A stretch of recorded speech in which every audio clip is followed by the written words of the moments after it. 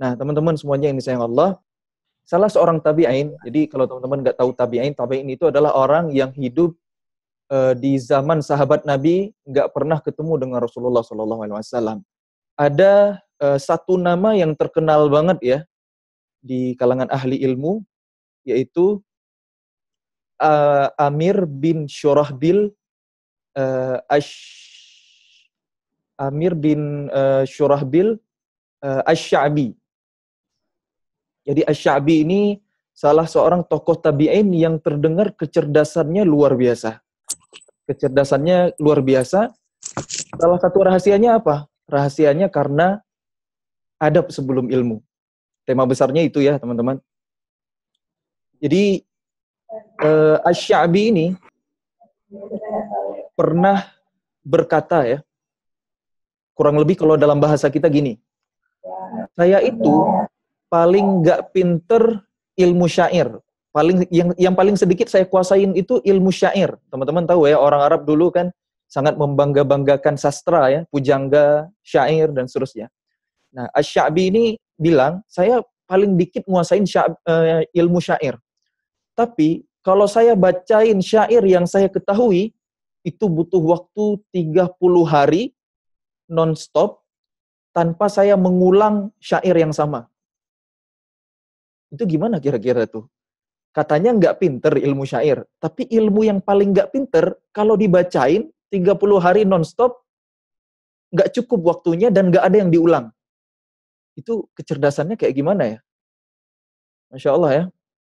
Nah, apa kiatnya?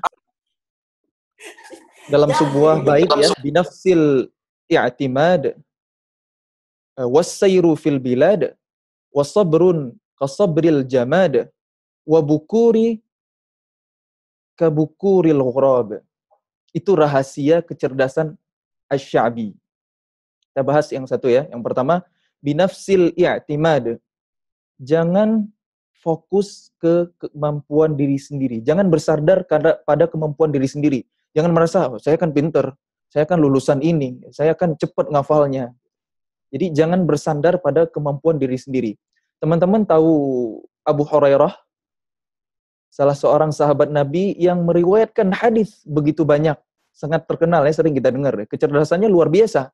Hafalannya banyak banget, meriwayatkan 5.374 hadis. Kecerdasan Abu Hurairah itu nggak langsung, teman-teman. Saya mendengar sirah dari seorang ulama ya. Dulu Abu Hurairah hari ini belajar sesuatu, besoknya udah lupa lagi, gitu ngadu sama Rasulullah SAW. Tapi suatu ketika Abu Hurairah setelah mengadu sama Rasulullah ya, dimintain sorbannya sama Rasulullah. Kemudian sorbannya Abu Hurairah itu didoain sama Nabi, didoain sama Rasulullah SAW. Setelah itu pakai. Setelah dipakai, Abu Hurairah bilang, wallahi, demi Allah, semenjak saat itu saya tidak pernah lupa lagi apapun yang pernah saya dengar, apapun yang pernah saya dapatkan. Jadi kecerdasannya meningkat, hafalannya kuat gitu, nggak lupa-lupa lagi. Gitu. Setiap kali dengar sesuatu nggak perlu dengar lagi yang kedua, yang ketiga gitu. Kan udah nancep di sini. Nah, itu teman-teman, salah satunya ya, jangan bersandar kepada kemampuan diri sendiri. Kalau kita lihat dari kisahnya Abu Hurairah bersama Rasulullah SAW, bagaimana adab seorang murid terhadap guru, minta doa guru. Kalau guru kita udah ridho gitu dengan kesantunan kita, dengan kebaikan akhlak kita, itu ilmu kan barakah banget, Masya Allah. Sampai-sampai ya Allah izinkan, Allah berikan kecerdasan kepada muridnya dan bisa bermanfaat untuk orang lain. Wallahu a'lam. Itu salah satu contoh ya, teman-teman. Nah, kemudian yang kedua, wassayru fil bilad. Wassayru fil bilad itu explore ya, menjelajahi pelosok negeri. Jadi kunci ilmu itu memang ya safar. Seperti Imam Asy-Syafi'i. Imam Asy-Syafi'i kan ulama mazhab yang paling masyhur buat kita orang Indonesia, Asia Tenggara tentunya. Gimana kecerdasan Imam Asy-Syafi'i? Luar biasa kan? Juga hafal semua yang didengar, semua yang dibaca. Imam Asy-Syafi'i itu untuk menuntut ilmu menempuh perjalanan 500 km. Tuh, dari mana ke mana tuh? Kalau 500 kilo. Dari Banda Aceh ke Medan ada kurang lebih ya kayaknya. Atau lebih. Itu naik unta ya. Beda dengan zaman kita sekarang kalau berangkat kemana gitu, mau belajar gitu, kita naik mobil, full AC, nyaman banget ya. Itu zaman dulu.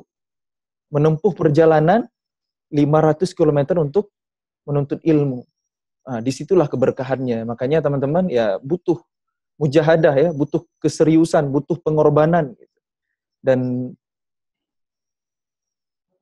kata Imam Asy-Syafi'i juga, air itu kan akan keruh kalau nggak mengalir gitu. Maka merantaulah, merantau ya. Alhamdulillah saya dari kecil merantau ya. Waktu SMP saya nggak tinggal sama orang tua, udah tinggal di rumah tahfiz. Waktu SMA saya boarding school, kuliah saya ke Bandung. Asal saya dari Aceh gitu, merantau-merantau. Dan ternyata benar, Masya Allah. Ketika kita merantau, ada keberkahan di sana ya, Insya Allah. Nah, terus yang ketiga, wasabrun kasabril jamad. Bersabar seperti sabarnya benda mati. Jadi menuntut ilmu itu ya harus sabar.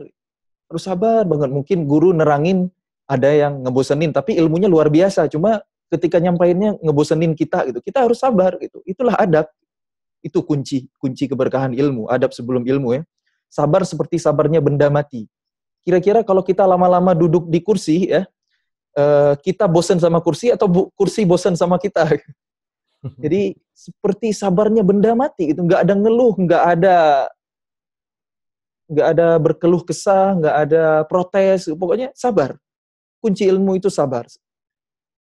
Coba ingat kisah Nabi Musa alaihissalam ketika belajar sama Nabiullah Khidir alaihissalam. Yang diajarin hikmah besarnya apa? Sabar kan, yang ternyata Nabi Musa alaihissalam tidak mampu bersabar setelah bertanya ketiga kali gitu. Akhirnya dipecat jadi muridnya. Jadi kunci ilmu itu sabar. Coba kalau sabar, mungkin bisa belajar terus-terusan gitu. Tapi ketika nggak sabar, ilmunya terputus. Jadi sabar itu kunci ilmu. Kemudian yang keempat ya, kiat dari Asy-Sya'bi ya, wa bukuri ka bukuril ghurab. Harus bergegas, harus bersegera, nggak bisa lelet. Seperti cepatnya burung elang memangsa makanannya. Jadi, wabukuri kabukuri loghrab. Jadi harus cepat gitu. Menuntut ilmu itu nggak bisa nanti mau ngerjain tugas nanti dulu deh, santai dulu sekarang gitu. Harus segera, jangan ditunda. Nah, itu 4 kunci keberkahan ilmu Asy-Sya'bi. Sampai ketika Asy-Sya'bi rahimahullah meninggal dunia, wafat, dipanggil sama Allah, salah seorang ulama dari Basrah ya, yang kita kenal Hasan Al-Basri, kita kehilangan seorang ulama yang sangat menguasai ilmu di umat ini, yang sangat ahli ilmu di umat ini gitu. Dan Asy-Sya'bi ini adalah seorang yang sangat tawadhu'.